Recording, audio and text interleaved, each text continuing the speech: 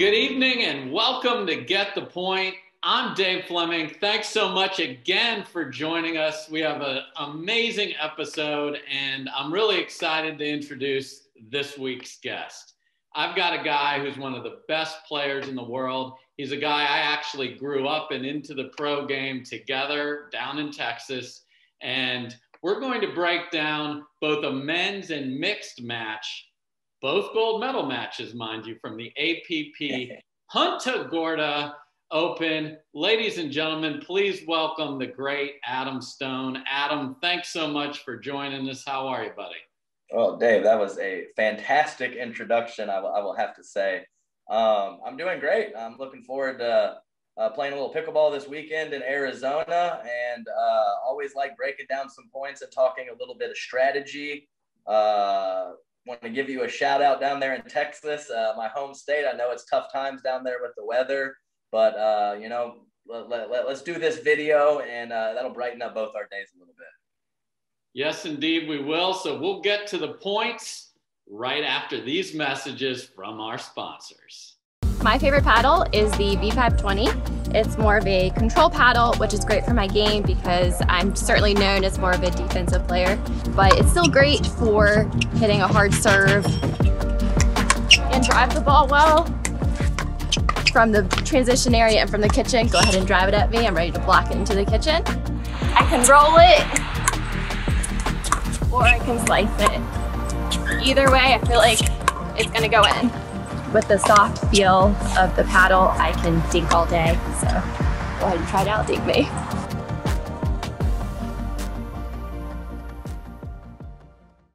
All right, everybody, welcome back to Get the Point. You heard Adam say he loves to break stuff down. I do as well, so it's a match made in heaven here today.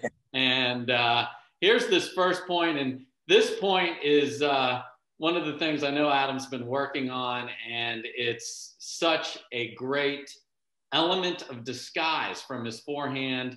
Adam, walk us through everything that's going on in this point. Well, great serve by me, first off. Little backhand drop there. Steve works his way in just good enough for us both to get to the kitchen and started our nice little standard cross-court dink rally with Tyson and myself. We pulled me out wide there, got it back cross-court, coming back to the middle there, but able to change direction and get back out wide. Oh, that was nice. Oh, you're right. You did set me up nice there, Dave. So really, I have a little bit of a unique style where I come around the ball with that forehand dink, and I've been trying to do that. It's a little bit non-standard, but it does help my deception when I do decide to speed up. So I know that that's not a totally perfectly technical way to do it, but I feel like I'm not sacrificing any consistency by having that technique on my dinks. And then when I do decide to pull the trigger, I feel like my opponents have a little bit late start reading that shot. So yeah, that's pretty much what happened. And Andre played great, and he defended plenty of my shots during that match, but he didn't move a whole lot on that one. So so that feels good to see that one right there for sure.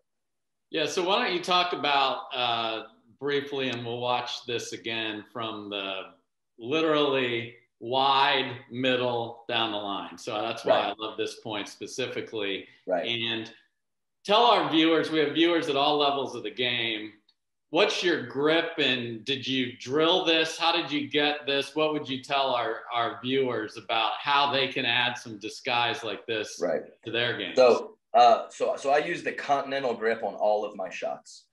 And well, I think one of the main things is actually when I first started, and I actually preferred to roll that ball at Andre's right shoulder. So kind of a hook shot a little bit more up the middle. And anytime you're playing quality players, even if you have a quality shot and they know where it's going to go, they get a little bit of a head start to get their hands ready for that shot. So it was a little less comfortable for me early on going down the line with that shot.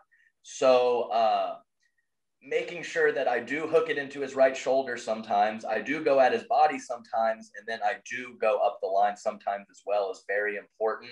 So it doesn't give Andre a head start to get his counterattack ready. And for those of you that are new, just continental grip is typically someone's backhand grip. It's basically a V on the side of the paddle. Some people hit a forehand with a much different grip than their backhand grip. A lot of tennis players certainly do coming over to pickleball. Adam, you hold the same grip the whole time is basically what you're telling us. Correct. Even from the back of the court. So I know that a lot of players might switch it over from the continental a little bit on those ground strokes from the baseline, and also a few also switch or have a different grip for their backhand and forehand when they're at the kitchen. So that's just not for me, especially up there that close. I don't recommend or prefer to switch my grip. But if you're a little bit deeper in the court, hitting a true ground stroke, I think maybe tweaking it over or shifting it over to get a little bit more topspin is reasonable. Just at the kitchen is tough to do.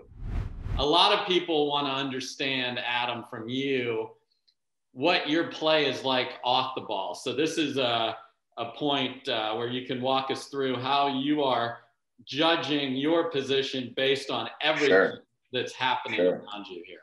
Sure.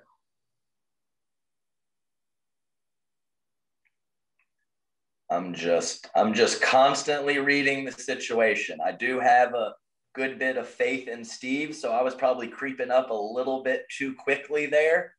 But I'm watching Steve and the quality of his shot, and I'm watching my opponent's paddle position. If they are hitting the ball lower, I'm going to look to be a little more aggressive with my court positioning. If they're hitting in a high spot, I'm completely holding my ground.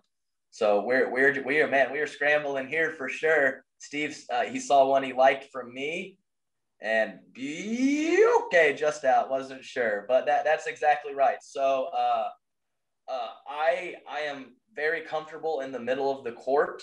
I know not everyone is, but just always reading the quality of my partner's shot is very important. Sometimes it's time to get all the way in.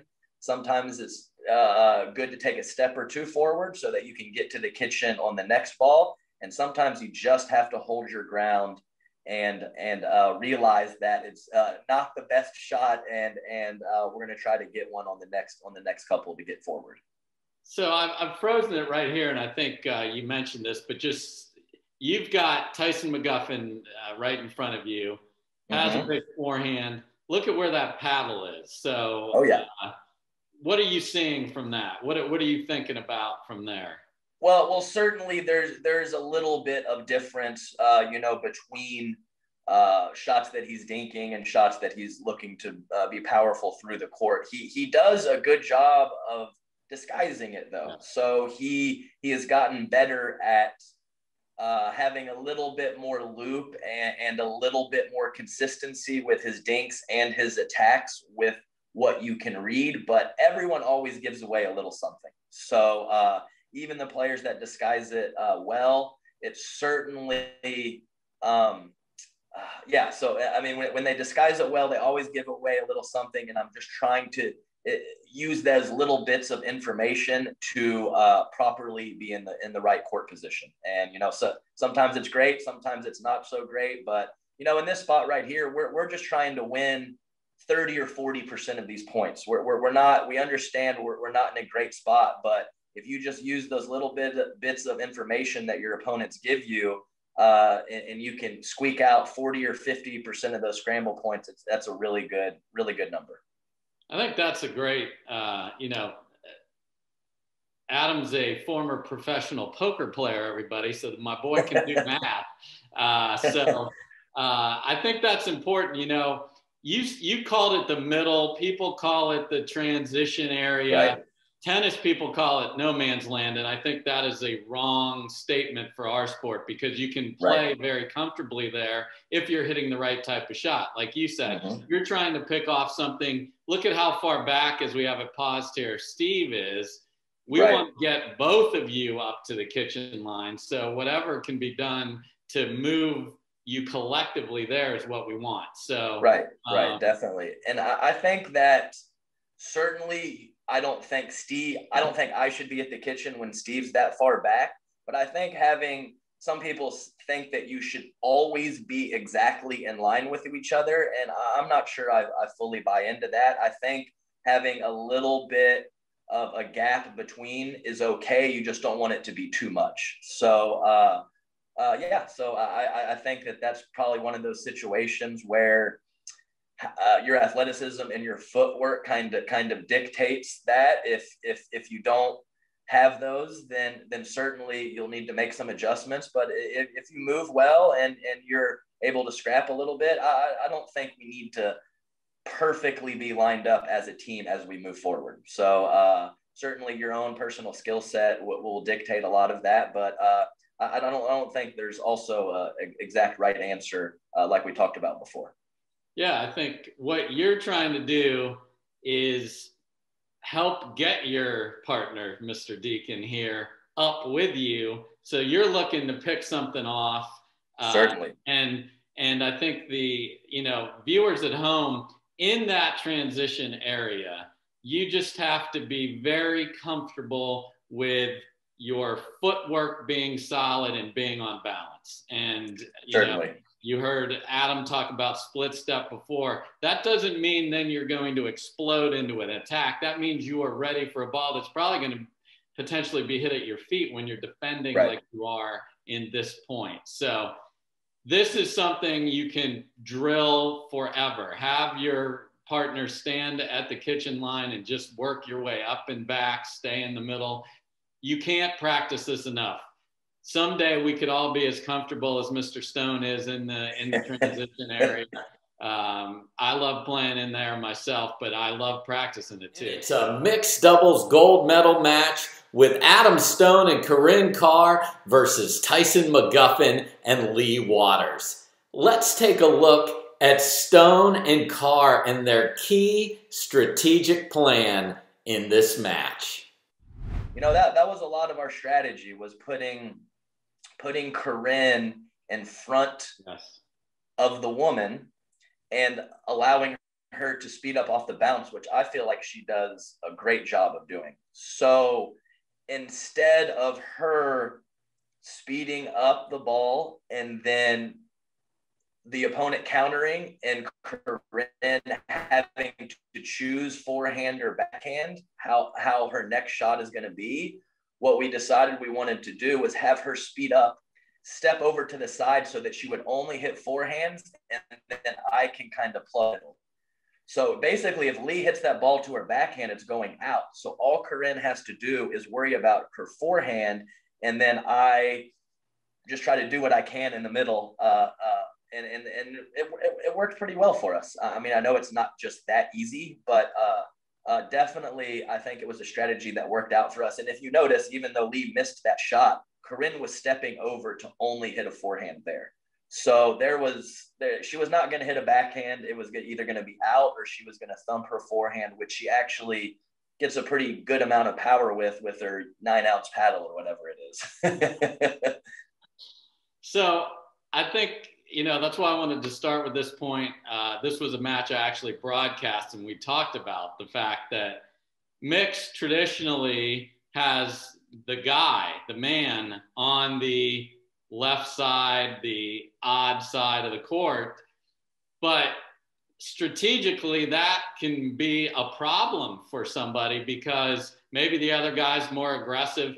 The guy on one side can't get involved. So folks, when you're playing mixed, don't just fall into, well, we're going to stack, which means we always put the male on that left side because his forehand's in the middle.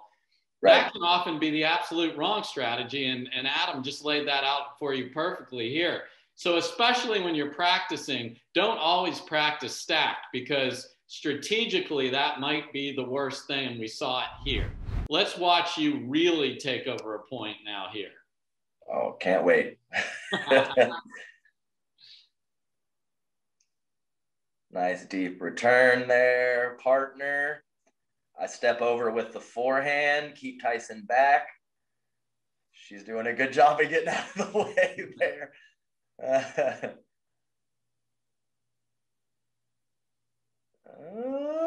Okay, gotcha. So I kept Tyson back several shots in a row there. And, you know, I wouldn't come that far over if everyone was at the kitchen. But the fact that Tyson was back, I could be a little more aggressive with my court positioning to make sure that I got a forehand. Everyone at the kitchen, I can get myself in some trouble there. And then that last shot, I felt that 3 or 4 shots to Tyson while he's back, I was going to see if I couldn't catch Lee off guard. And notice how as soon as I hit that ball, I sprinted over to the other side because I knew it was going to her backhand, and she has a great two-hander that she can counter with. I was able to get it into her body just enough to be able to put away that next ball. Yeah, so I think, again, where are all 4 players, not just 3? So because some people are like, look, Corinne's backing off.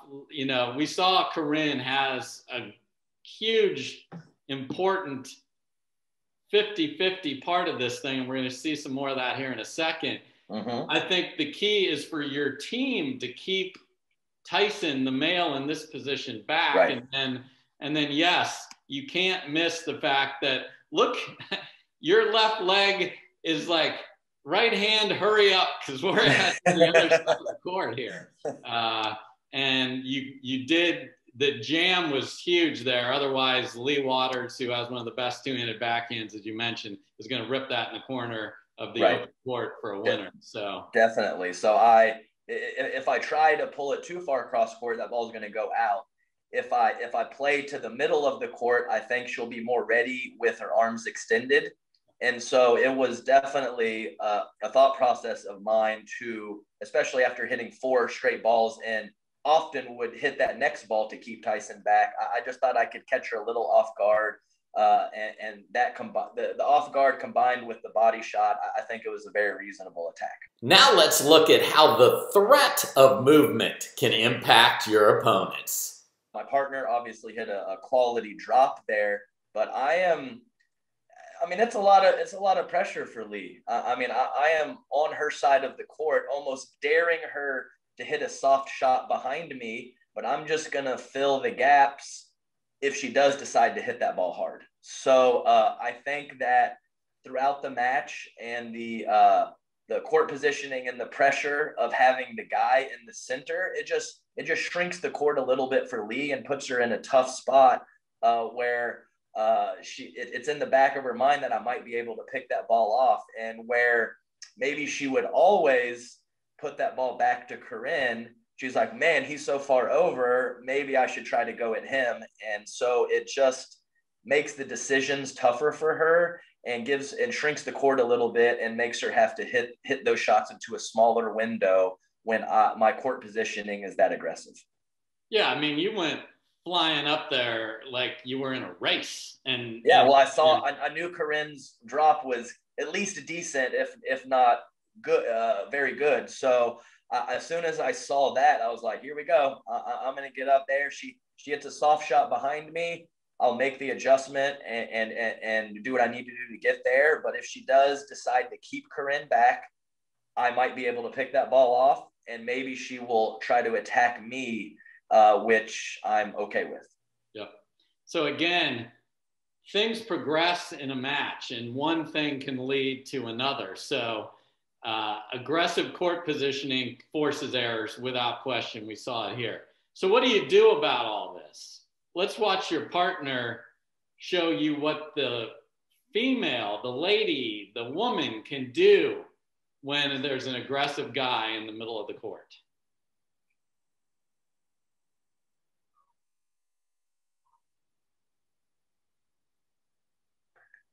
Fantastic shot. It's great, Corinne.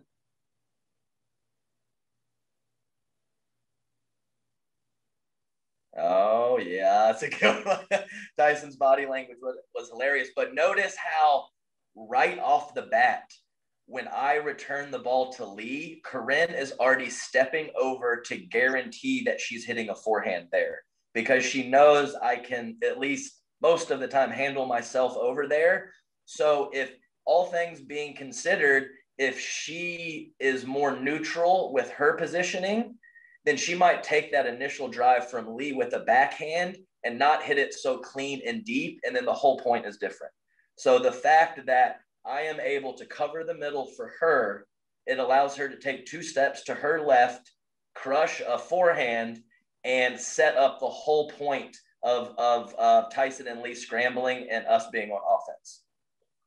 So that, again, one thing leads to another. Your strategy was to have her there, but you have to be able to execute that consistently. If she's off, that changes everything. Oh, no, you're absolutely right. And notice how most of this point, even though I'm standing in the center, I'm letting Corinne hit those forehands.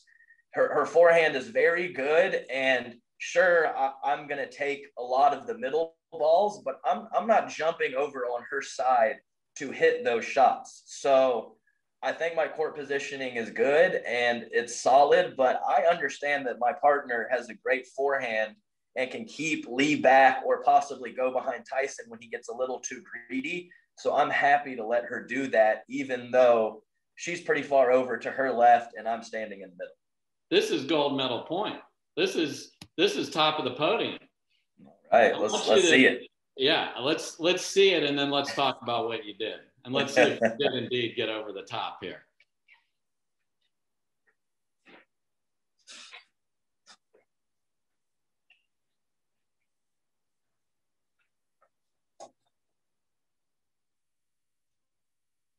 Oh yeah, that's good stuff there.